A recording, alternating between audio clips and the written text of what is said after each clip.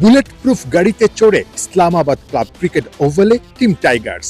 পুরো দলের জন্য কড়া নিরাপত্তা, কিন্তু চ্যাম্পিয়ন্স ট্রফিতে নিজেদের নিরাপদ করতে পারবে তো শান্তরা?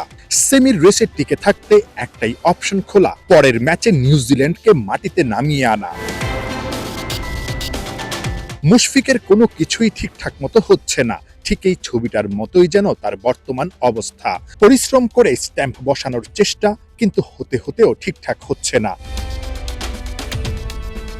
Result zero. আগের ম্যাচে গোল্ডেন ডাক হাঁকানো মুশফিকের কাঁধে দায়িত্বের বোঝাটাও অনেক বড়। টিম ম্যানেজমেন্টের কি মুশফিককে নিয়ে বাড়ছে টেনশন? না, মুশফিকের ফর্মটা কোনো কারণে একটু কনসার্নের বিষয় কিনা? মানে কেন কনসার্ন হবে? ও তো মানে এই একটা ম্যাচ খারাপ করছে, তাতে কি মানে কি হবে? আসলে যে কারো হতে পারে। এখন এটা মুশফিক হতে পারে, তাহিদ হৃদয় হতে পারে, শান্ত হতে পারে, ইভেন জাকের আলী হতে পারে, যে কেউ হতে পারে। তো আসলে এটা আমার মনে হয় না যে কোনো একজনের পারফরমেন্স অত কনসার্নিং হবে আসলে। নির্বাচক রাজ্জাক না মানলেও পরিসংখ্যানের হিসেবটা ভিন্ন।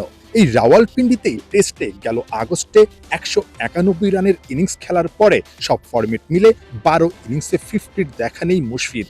সিঙ্গেল ডিজিটে আউট 6 বার, ডাক মেরেছেন 2টা। টিম ম্যানেজমেন্ট আবার মধুর সমস্যায়, কারণ ফিট হয়ে উঠছেন মাহমুদুল্লাহ রিয়াদ। একের পর এক বিগ হিটিং প্র্যাকটিস রিয়াদের। অন্যদিকে দিব্যি দৌড়াচ্ছেন ক্র্যাম্পের কারণে খুঁড়িয়ে খুঁড়িয়ে ইন্ডিয়ার বিপক্ষে সেঞ্চুরিয়ান তাওহিদ হৃদয়। ক্রাইসিস মোমেন্টে 50 হাঁকানো জাকের আলীরও একাদশের জায়গা পাকাপোক্ত। কি হবে তাহলে দলের কম্বিনেশন? রাজাক ভাই, মাহমুদুল্লাহ রিয়াদ বলছেন যে ঠিক হওয়ার পথে আছে। যদি ঠিক হয়ে যায়, যদি একাদশে ফিরে, হৃদয় ভালো খেলেছে, জাকের আলীও ভালো খেলেছে, ওই জায়গাটা একটু মানে মধুর সমস্যায় পড়বে কিনা টিম ম্যানেজমেন্ট, যে একাদশে আসলে কাকে জায়গা দিবে, কাকে আসলে বাদ দিবে? ওটা তো সিলেকশনের ব্যাপার তো আর এখানে বলার কিছু নাই, সেটা পরে দেখা যাবে। আসলে আগে দেখি কি অবস্থা হয়। তো এটা নিয়ে তো আসলে আমি মিডিয়ার সামনে কি বলবো সিলেকশনের ব্যাপার নিয়ে। টুর্নামেন্টে টিকে থাকতে দলের একটাই প্রার্থনা, শক্তিশালী নিউজিল্যান্ডকে হারাতে 3 ডিপার্টমেন্টেই জ্বলে ওঠা। 2017 চ্যাম্পিয়ন্স ট্রফির পুনরাবৃত্তি কি দেখা যাবে আরো একবার?